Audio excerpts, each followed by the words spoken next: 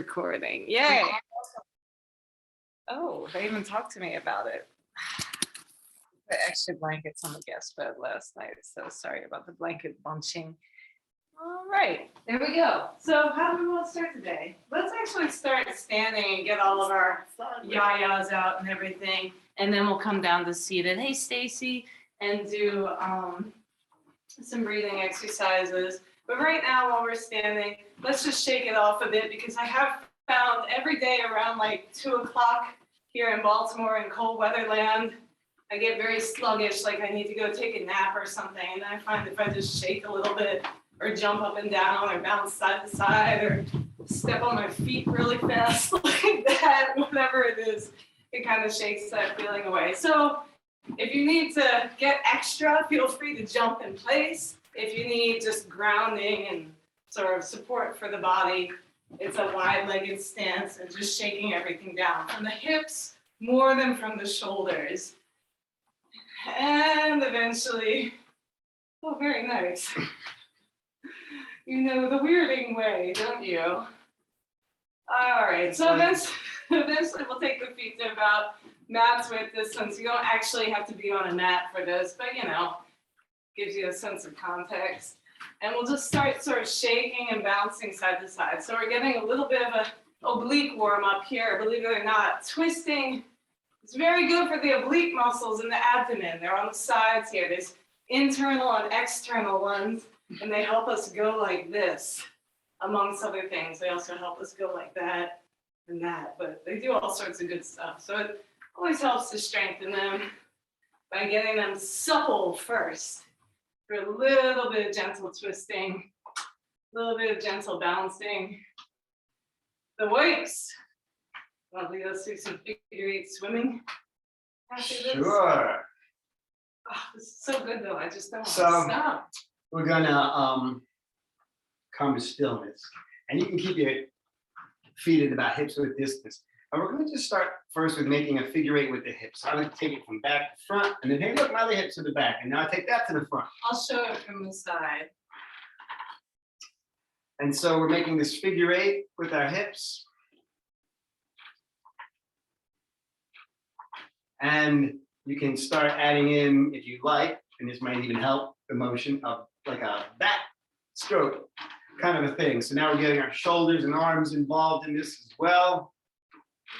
You're making music to dance to. I am. The floorboard Creek Symphony. No, we're getting a threefer here. We're getting hip rolls, we're getting shoulder rolls, and we're getting a symphony from the floorboard. We're getting a musical accompaniment of Creaky floorboard. Now, let's come to stillness. Just shake it out. I'm feeling extra goofy today, as you can see. Are we really? Now we're going to do figure eights the in the other direction. So this is the weird way. Now it's like you're taking the hip from the back to the front, and then the other one from the back to the front. The weirding way. And if this feels confusing at all, you might want to add an arm motion in to sort of help with that. Now we're doing like a swing forward kind of emotion, kind of emotion.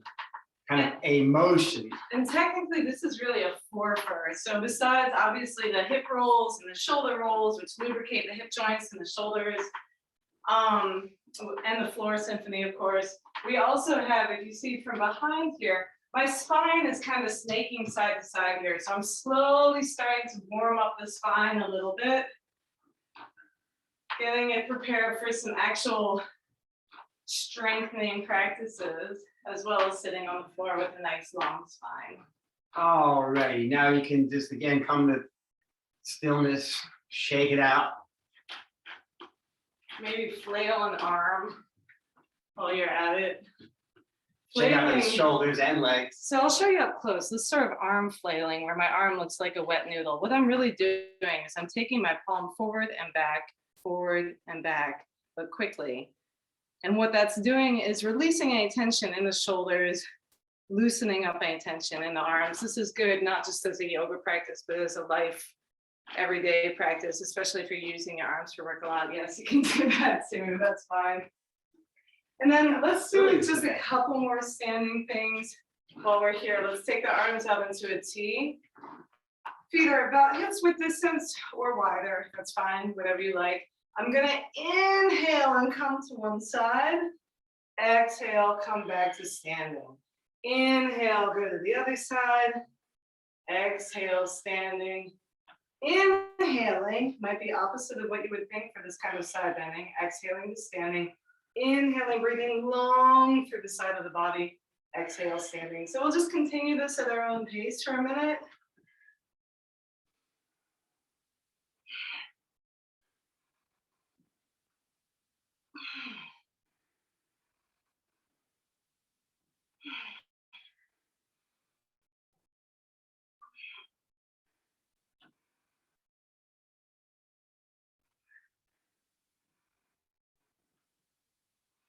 Next time you come to standing, let's bring both arms high overhead. Shoulders are staying low here, but not like this, but like that.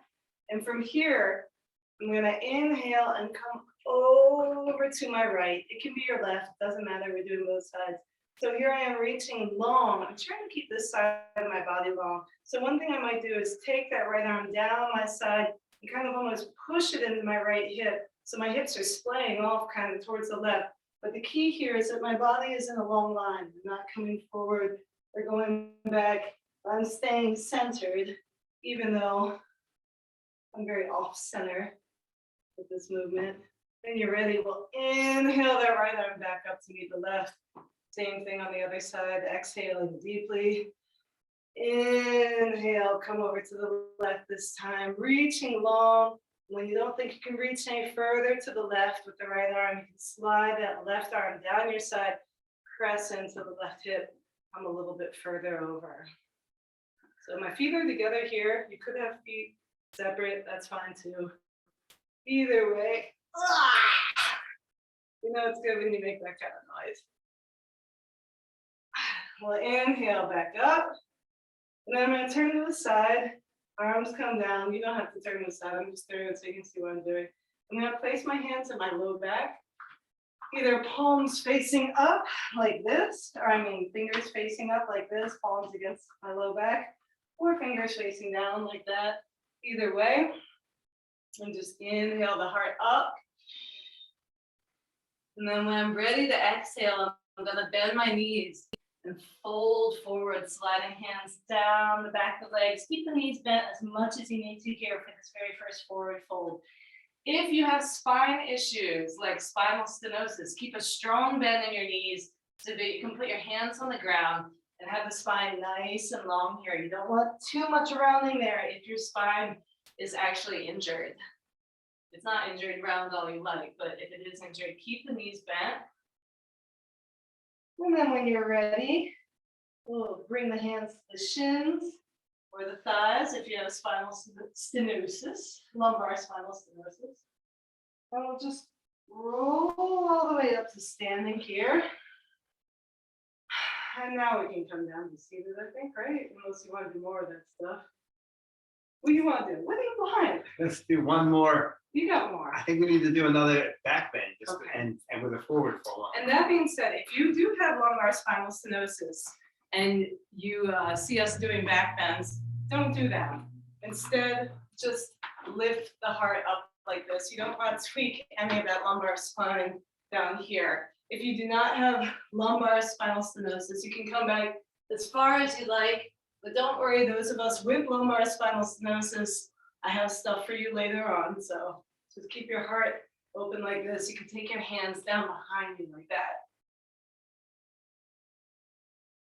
And when you're ready, we're gonna fold forward. Again, bending the knees as much as you need to keep a nice long spine as you come forward here if you have lumbar spinal stenosis.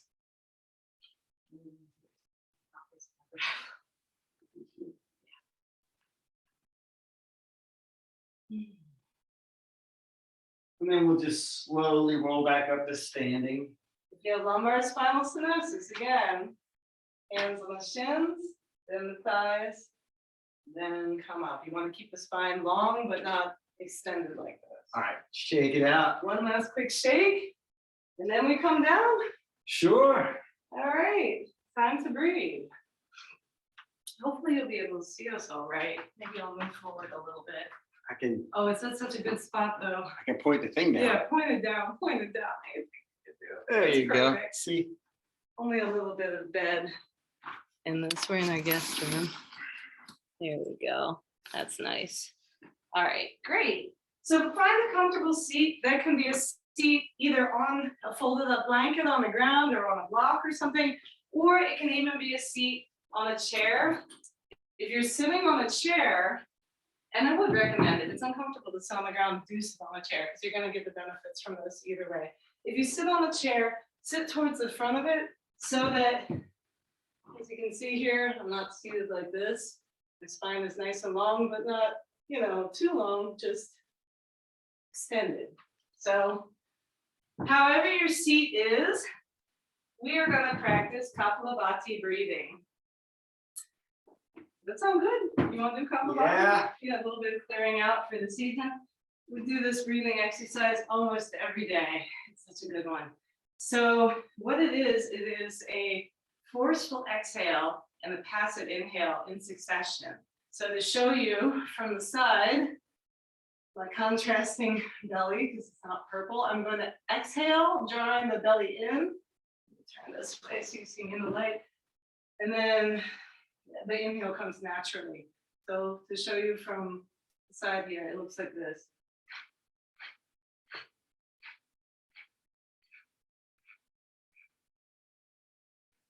So hopefully you get the idea.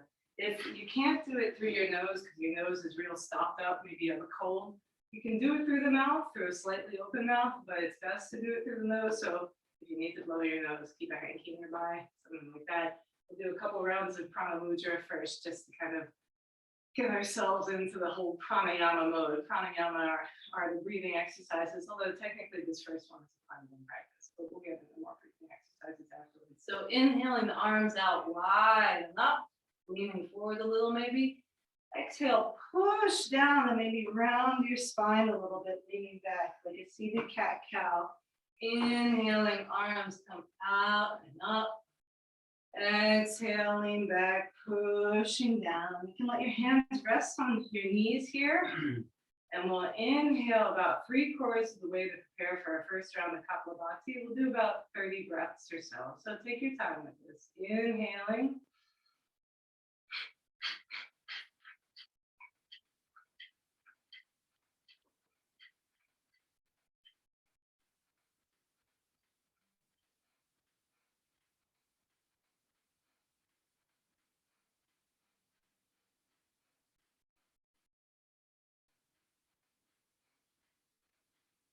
And at the end of your 30th breath, you can exhale completely and walk your hands out in front of you, folding forward, holding all the breath out of your body. When you need to inhale again, don't hesitate to inhale and come back up to seated. But if you can hold your breath out of the body just a little bit longer, feel free. When you're ready, we'll inhale, coming back up to seated. Exhale completely when you're ready. And now what we're going to do is inhale and hold the breath, called kumbhaka. So when you're ready, inhale deeply from the pelvic floor, belly, ribs, upper chest, and hold. When you hold, you can tuck the chin like this to add a little bit of a lock at the top of your breathing passage. So if you haven't already, inhale deeply and hold.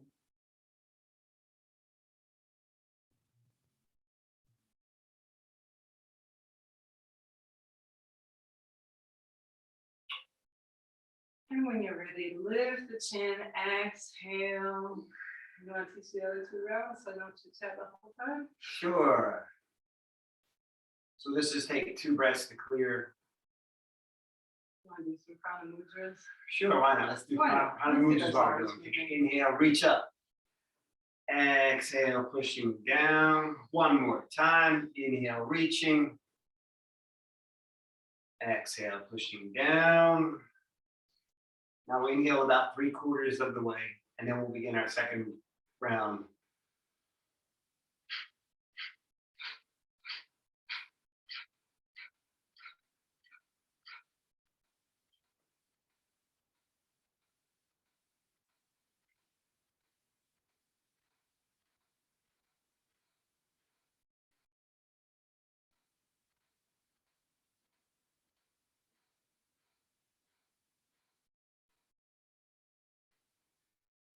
And exhale, you can put your hands in front of you. You can lean forward if you like. You can hold the breath out of the body as long as it's comfortable for you to do so. When you're ready to inhale, you can press into your hands to come up and then take a big inhale in. Take an exhale. And then we're going to inhale and retain the breath. So inhale, hold the breath. You can slightly tuck the chin to engage the throat lock.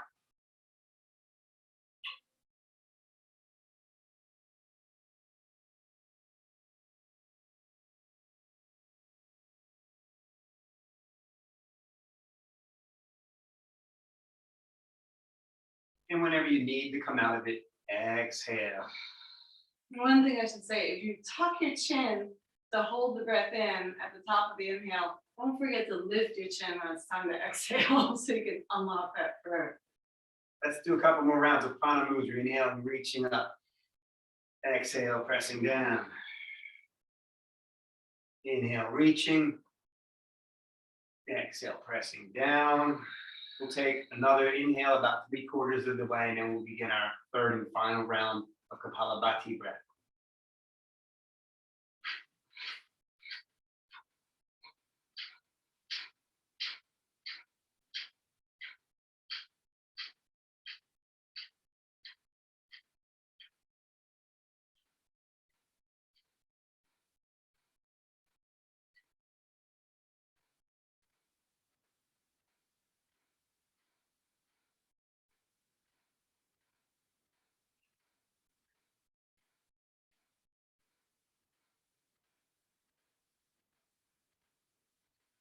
And exhale, coming forward. Let all the air out. Hang out down here as long as you like. When you're ready, coming up.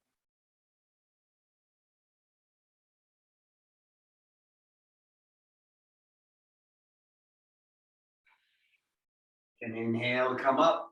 We'll inhale and exhale, and then we'll inhale and retain the breath. Again, slight tuck of the chin on the inhale when you're ready to hold the breath.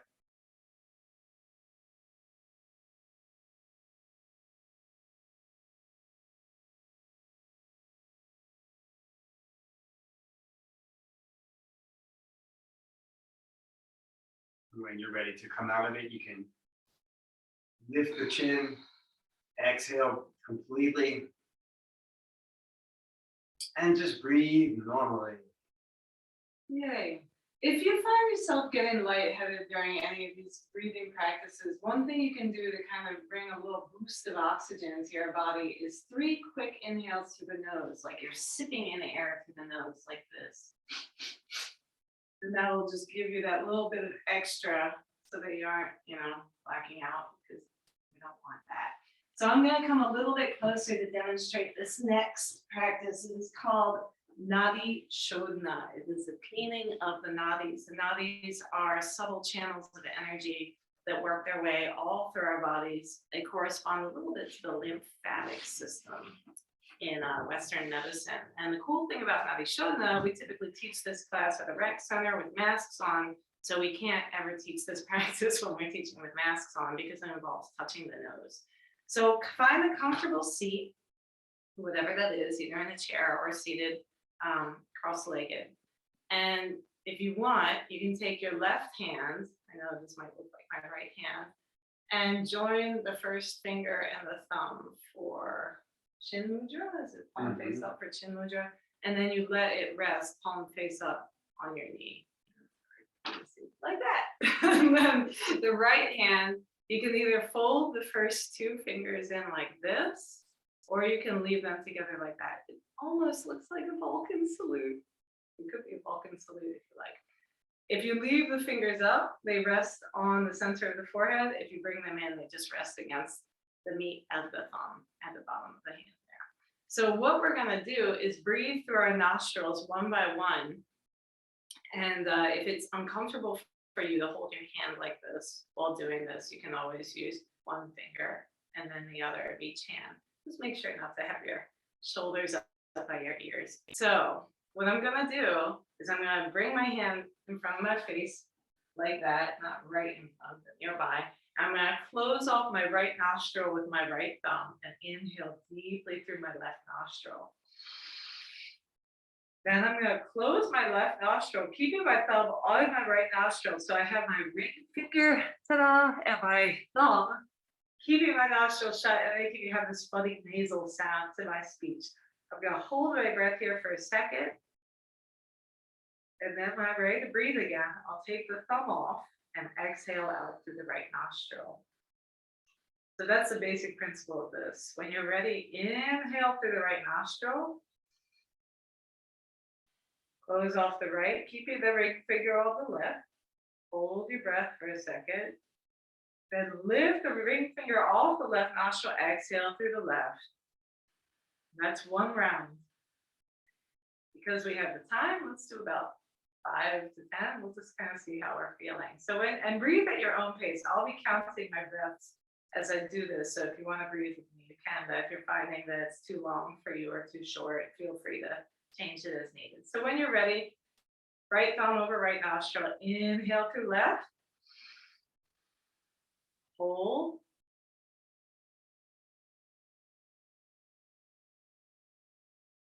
Exhale right. Inhale right. Hold.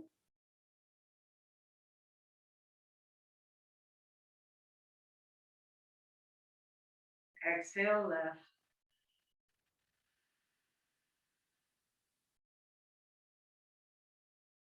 Inhale left. Hold.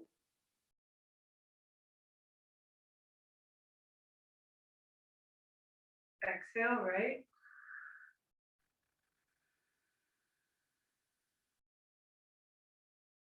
Inhale right. Hold.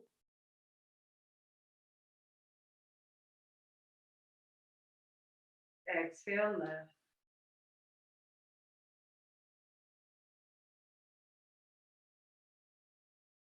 Inhale left. Hold.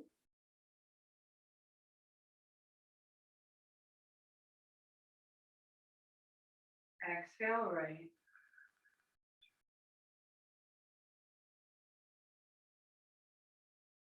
Inhale right. Hold.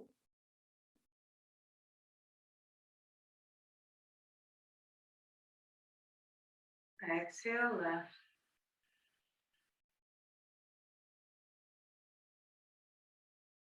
Inhale left.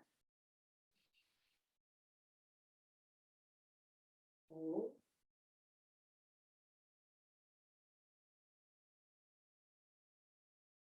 Exhale right.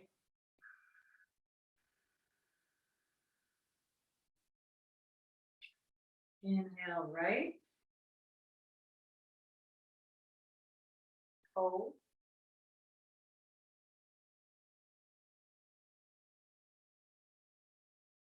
Exhale left.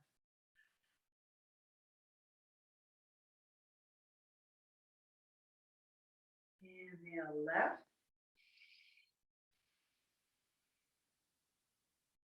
Hold.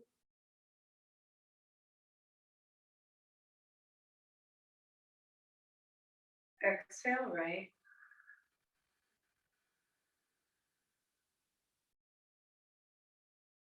Inhale right. Hold.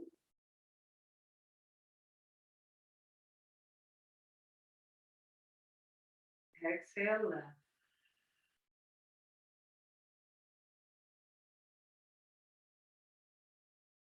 Inhale left. Hold.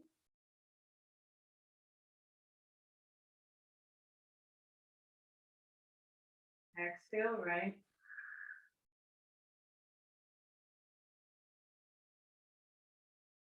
Inhale right. Hold.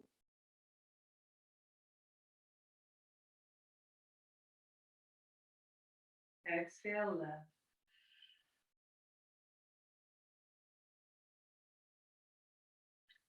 Inhale left. Hold.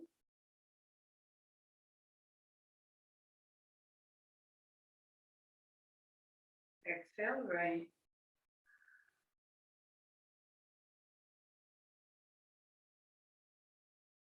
Inhale right.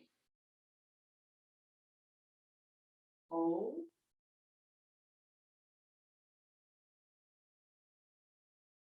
Exhale left. And then you can take your hand down and try it without the hand. Inhale left. Gotta make a funny face. Hold. Exhale right. Inhale right. Hold. Exhale left. Stick your nose like this and push it out the way. If only in the imagination. The idea is, even if you weren't able to do that without the hand, eventually over practice, you'll have a subtle awareness of how to control muscles that are not common for a person to control within the body. And then at that point, it actually can sort of feel like, oh, maybe I'm pushing a little bit more out of this one or a little bit more out of that one. That is a different practice, though. It's called Anuloma Viloma. Let's do one last breathing exercise while we're up close like this. We'll do Brahmari breathing. It's a very inward focusing breathing practice, really, really simple. Brahmari is Sanskrit for bumblebee. And the idea is you make a humming sound as you exhale, which is a simple inhale, and then the exhale sounds like this.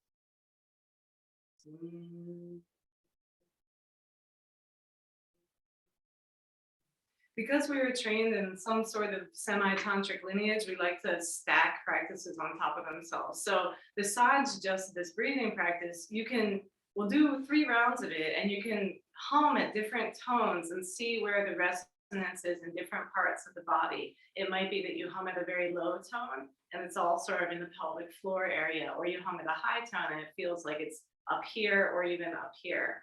So experiment with that, see where that's going. And if you want to have that 3rd layer to this practice, you can join us in Shanmukhi Mudra, which is a hand gesture. It's a hasta mudra, that means hand gesture. And so Shanmukhi Mudra is a further sort of quieting of the senses as you do this. So you really focus on that sound inside your body. You put your thumbs on the little pointy out parts of the ears like this. What? What did you say? And then you take your first 2 fingers, the pointer and the middle finger, and let them rest on your eyelids. Then you let your ring fingers rest just on the sinuses here, like right on either side of the nostril, just above it. And then the pinkies rest on the outside of your mouth, possibly pulling it a smile if you're feeling extra silly like I am today. So if you're in this very closed off hand face posture, take a deep inhale, even if you're not in this hand face posture, take a deep inhale anyway. And we'll do 1 round of humming.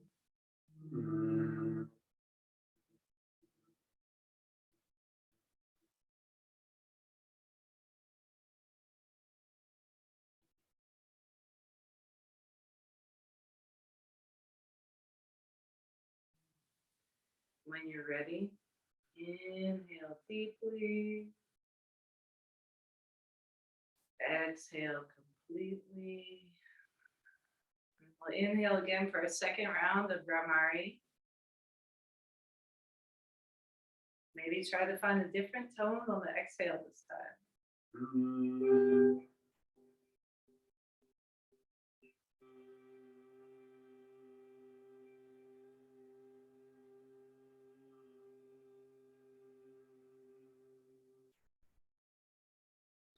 Inhale when you're finished.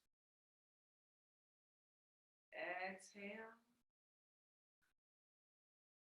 And then inhale for your last round.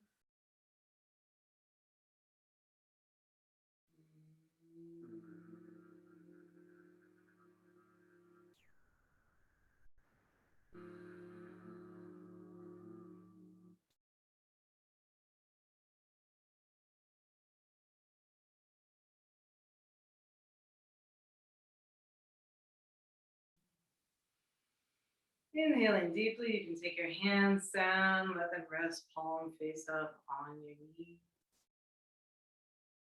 Feeling the quietude within the body after such a subtle but powerful internal practice.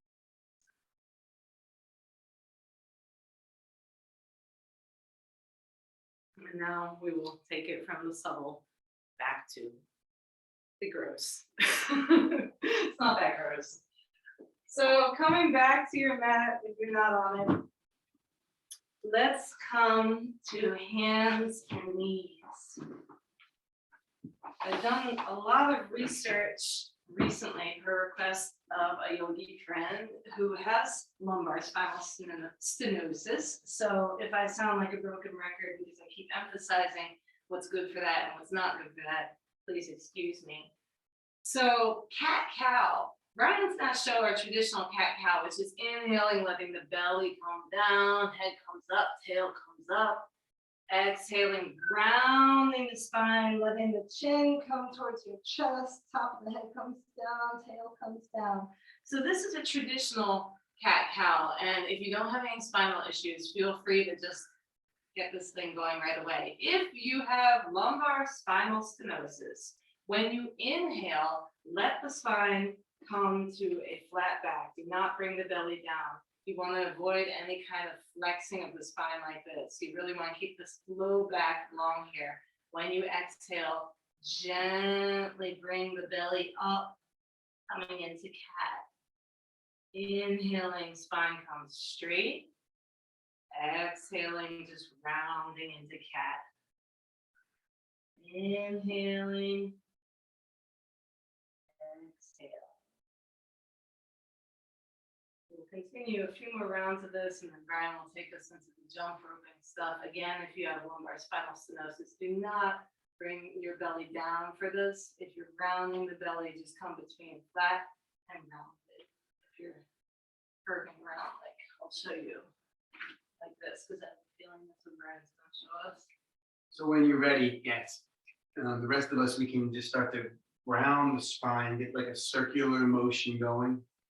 You can let the head just sort of relax and go with the motion of the spine.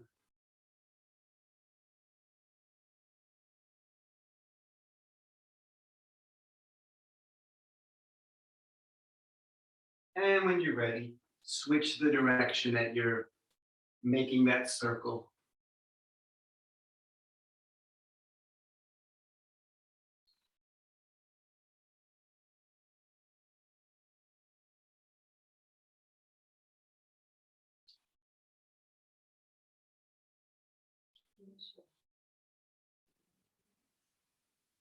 And then we'll come back to tabletop position. Now we're going to do something that builds the core strength. Let's really ground into the left hand. We're going to reach our right hand forward. We're going to send our left leg back. So you might find in this that you kind of lean from one side or the other.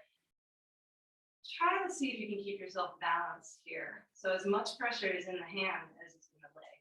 We're going to take the hand, replace the hand and knee. Now we're going to reach the opposite hand up, the opposite leg out.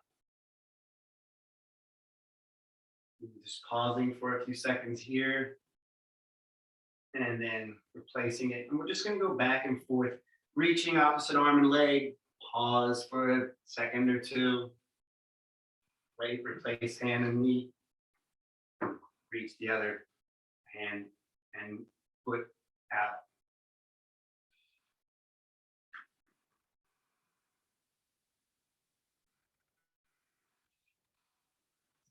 I like the experiment with trying to replace everything as gently as possible. Imagining I have like something I'm holding on my back, and I want my back to stay straight the whole time. Oh, that's a great metaphor. Like we're balancing a mug of hot chocolate on my lumbar spine here. We don't want to spill any of that hot chocolate onto ourselves.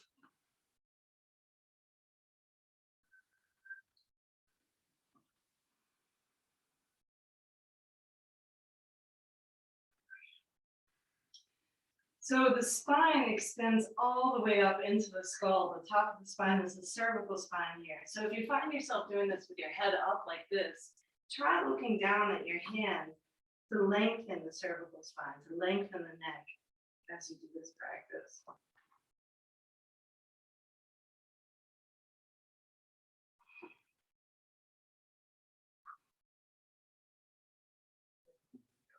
From here, let's come back to hands and knees. And we're just gonna bring our hips down towards our heels, coming to child's pose for just a second. So in this child's pose, draw your knees as close together as you can so you can really round the spine over the knees. If you have a hard time getting the hips to come to the heels, you can press your hands into the mat or the ground in front of you, round the spine that way. Shoulders might be coming up to the ears a little bit here, that's fine. And then if you want, you can let the elbows come down towards the ground and just kind of gently rock the hips side to side. So it's almost like you're letting your body kind of roll over the legs, back and forth, just a little bit. We're gonna come back to hands and knees and come into a posture which is great for strengthening the spine. An old favorite known by yogis, experienced and inexperienced alike, and even people that aren't yogis.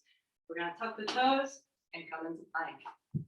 So plank, if this is a really challenging posture for you, you can keep the knees down, or you can keep one knee down and keep one leg straight like this. And just make sure at some point to switch the knees.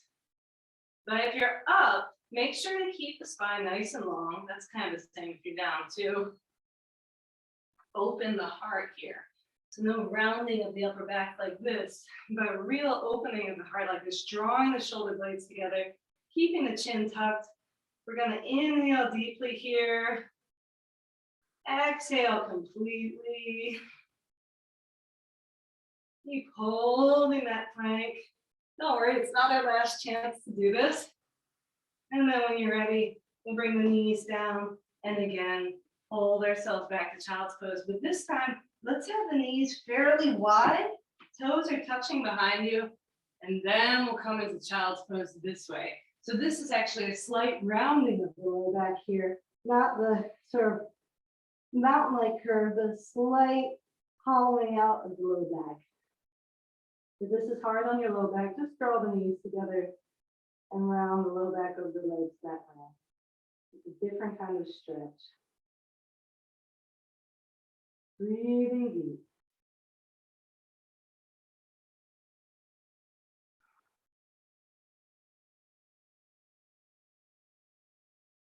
Now from here, it's your choice if you wanna come back up to hands and knees and just do cat-cows, or you wanna do a half plank or a knees down plank like this, that's fine too. But if you want a little bit of a challenge, let's come into full plank, lifting the knees, and then come down to our elbows like this. So this is technically a half plank. And from here, let's let one hip rock towards the mat and then come back up to center. Let the other hip rock towards the mat. So we're kind of taking our hips side to side. It might be easiest to bring the feet right next to each other so they act as the point from which you rotate. We'll just do a few more of these. And then when you're ready, knees come down. And this time, we come all the way down onto our bellies. You can take your arms out long in front of you. Tuck the chin, rest the forehead on the mat. Palms together in pranam, full prostration. Letting your breath come back to you if you're a chatty Cathy like me.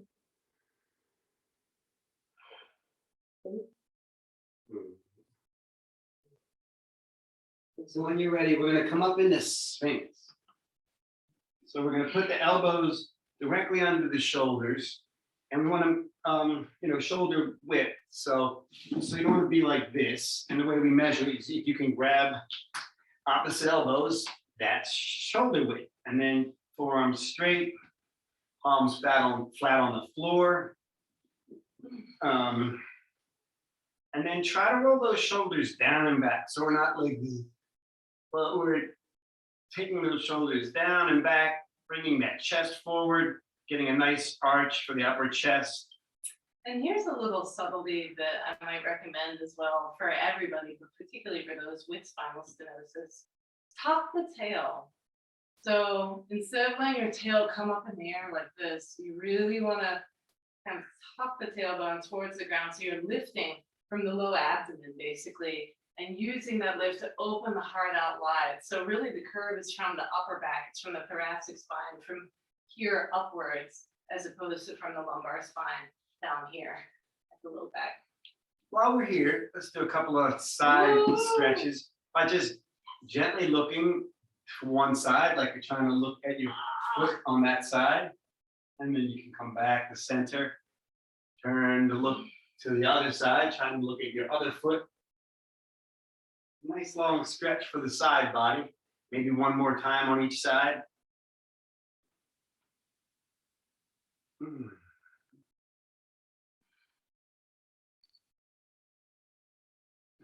right, and back to center. We would do some cobras from here as well. Okay, so we're gonna do some cobras from here. So you can come back down to the mat. This time maybe taking the elbows out to the side, letting one palm rest on top of the other, and then maybe resting one side of your face on the palm. You can even let the hips sort of rock side to side, just releasing any tension in the back, the hips. Then we're gonna bring the hands back. So now the hands are directly under our shoulders, elbows down along our sides. We're gonna do cobra. So let's just do a few of them. The first one we'll do a baby cobra.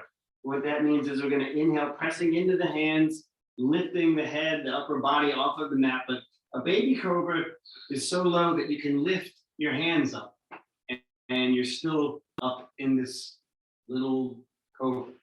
It's similar to Sphinx, what we were just doing, similar kind of bend, where you really want the bend in the thoracic spine and the cervical spine. You want to avoid sticking the tail up for this. And then exhale, coming down. Again, you can turn your head to the other side.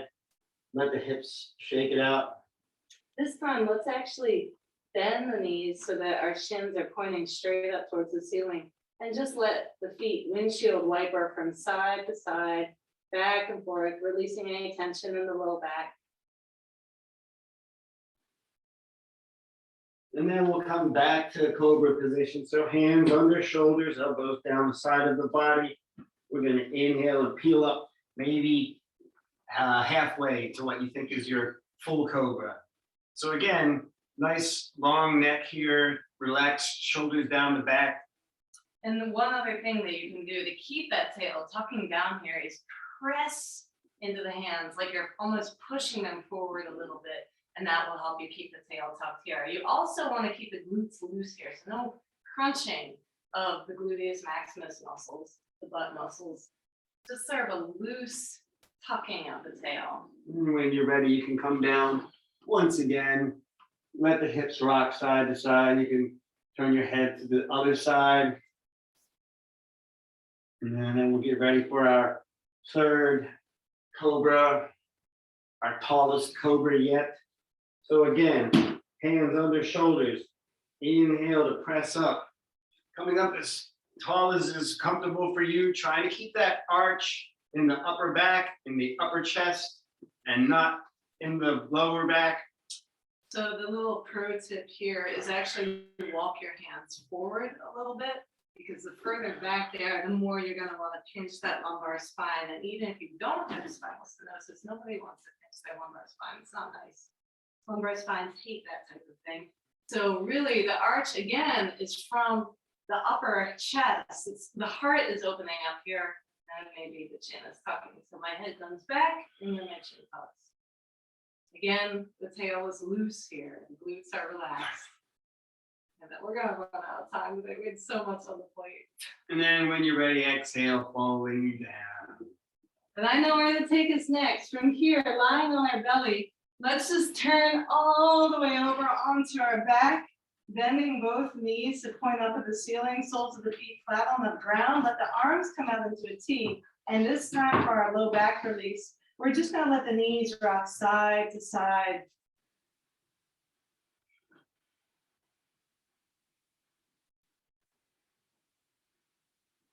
If you want to turn this into an abdominal strengthener, you can let the legs come up into these right angles here. And again, let them rock side to side. If you want to keep the feet down and just have that be a low back release, that's fine too.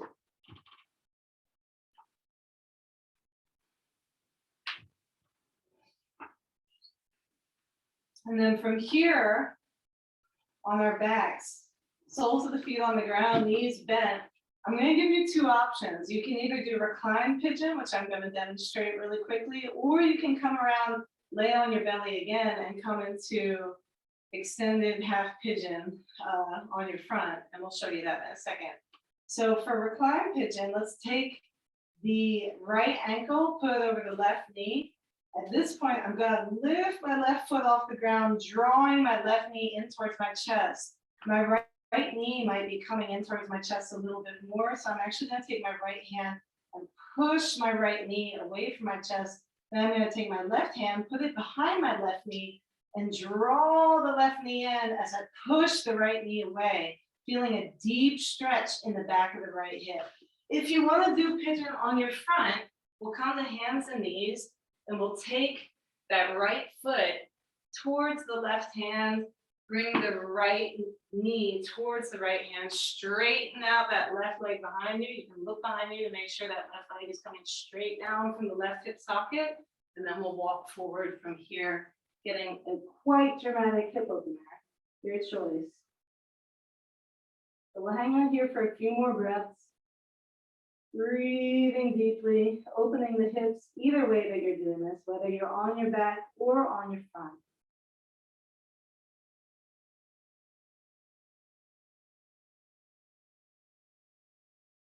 And those of us who are on our front can stay here, as Brian leads those of us who are on our back to the other side.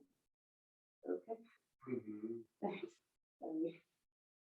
So you can release this. And again, if you're on your back, feel free to just let the legs, let the knees kind of rock side to side.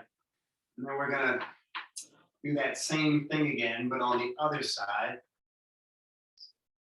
This time taking the left ankle across the right knee and take the left or the right leg in the hand,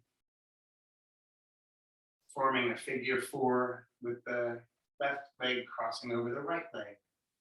And if you're on your front, you can put your hands under your shoulders, push up towards seated, sit off towards the right, swing that left leg around in front of you, maybe wag both legs back and forth a little bit, and then bend the left knee, swing the right leg behind you. So now my left ankle is near my right hand, my left knee is near my left hand. I'm going to straighten that right leg back behind me, looking over my right shoulder to make sure that the right foot is coming straight back from the right hip socket. And then from here, I'm going to walk myself forward, coming into my extended half pigeon on the front.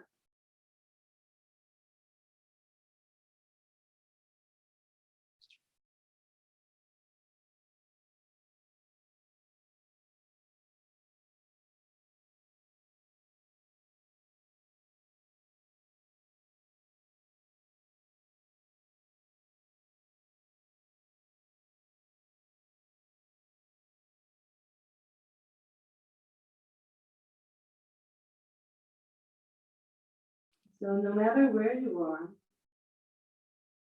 we're all going to come into the same thing from here.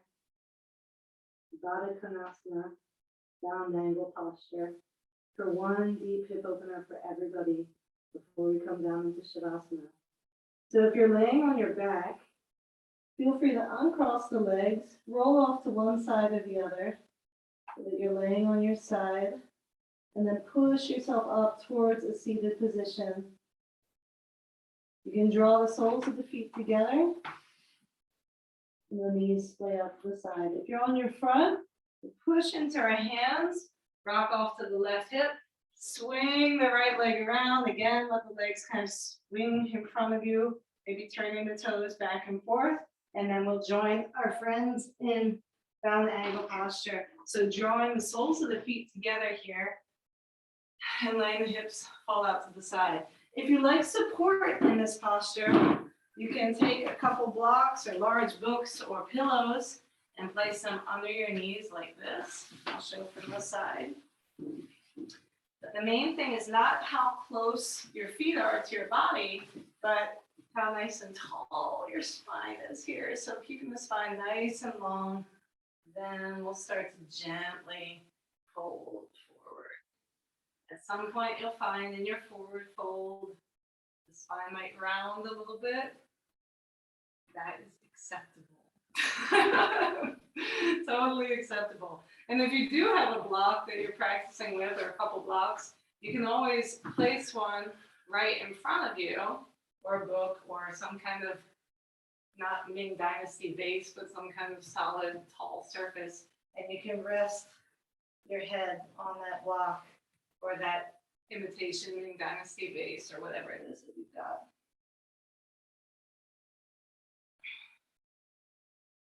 If you are comfortable and folded forward fairly deeply, you can actually take your arms behind you and grab one wrist with the other hand. This is really mostly for folks who are supported, but if you have a really deep forward fold, you can try this. Just supporting yourself with your chest muscles. Is there anything else we want to throw in?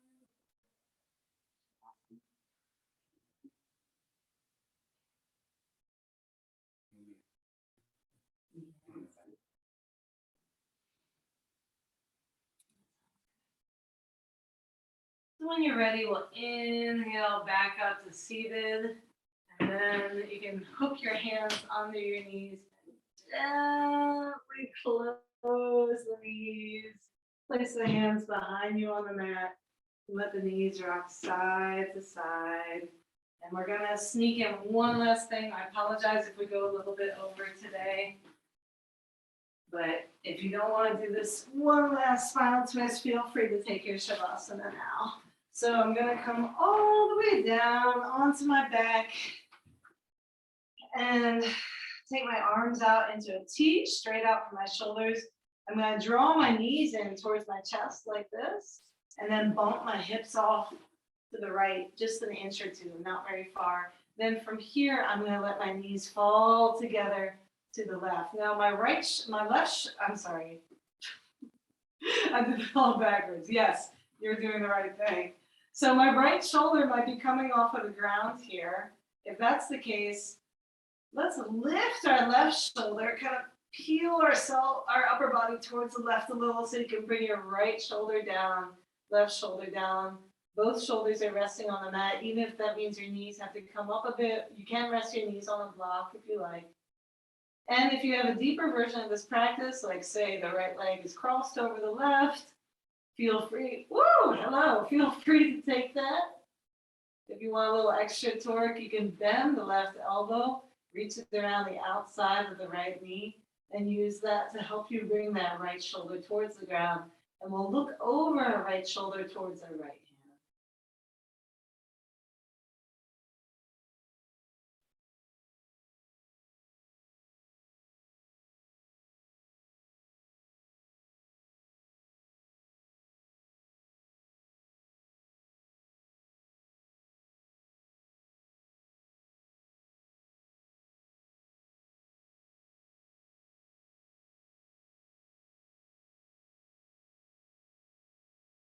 And then when you're ready, if your legs are crossed, uncross the legs, lift the knees up towards the chest, center the hips on the mat, maybe holding the knees in towards the chest. Let's rock side to side for a second, just releasing the low back.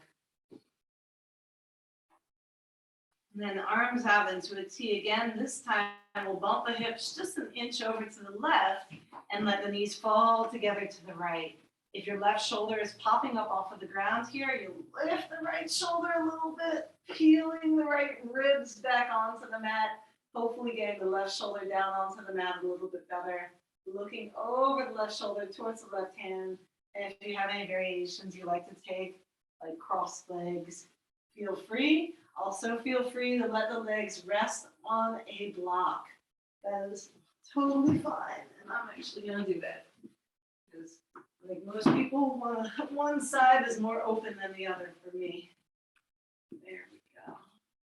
And then from here, if you want a little extra torque, you can bend that right elbow and hook the fingers of the right hand around the outside of the left knee.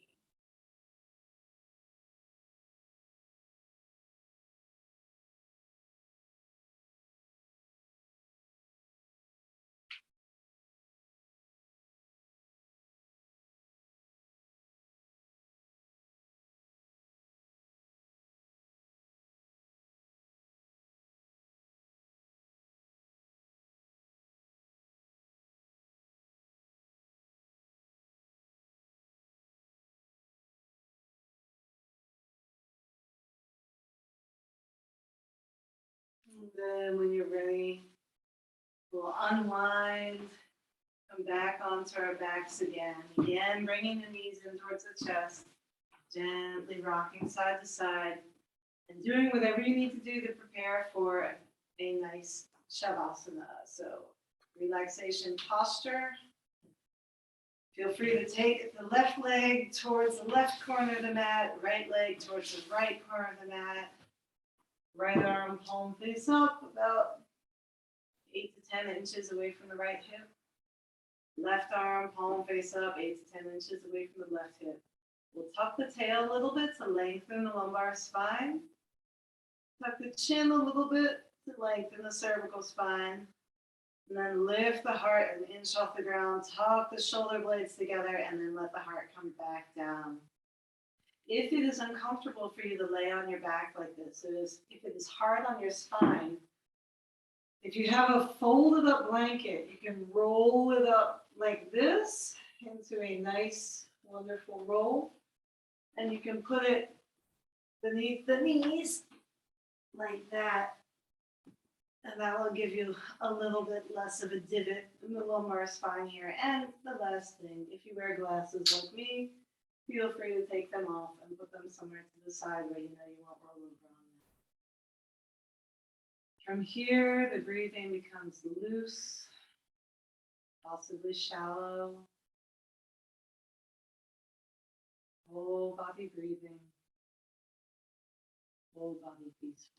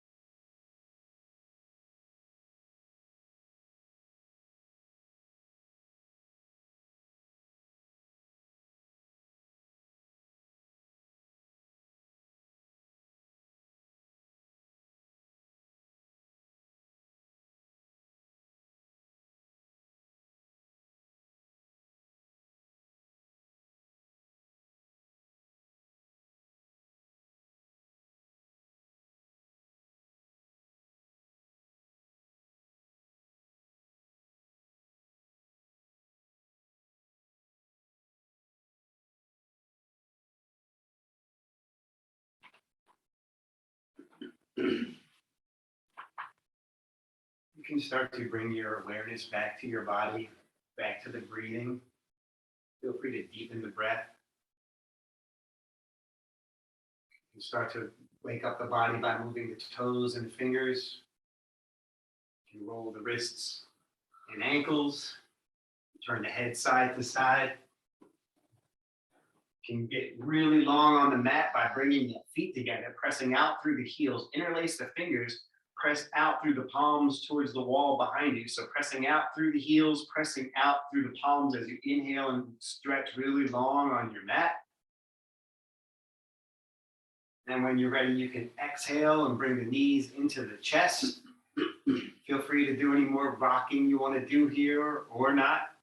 Eventually, we're going to work our way up to seated. So if you like to rock off to the side and gently press yourself up, you can. If you want to be a big old rock and roller and just rock right up, you can try it that way too. Whatever is comfortable, easy for you. We'll find a nice, comfortable seat, and we'll just do a couple more things here before we end everything. So 2 more rounds of prana mudra. So reaching up with the arm, reaching wide. Exhale, pressing down. Inhale, reaching up. Inhale, exhale, pressing down.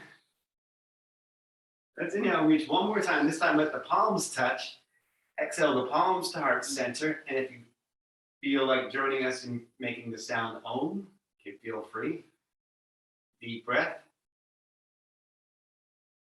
Om.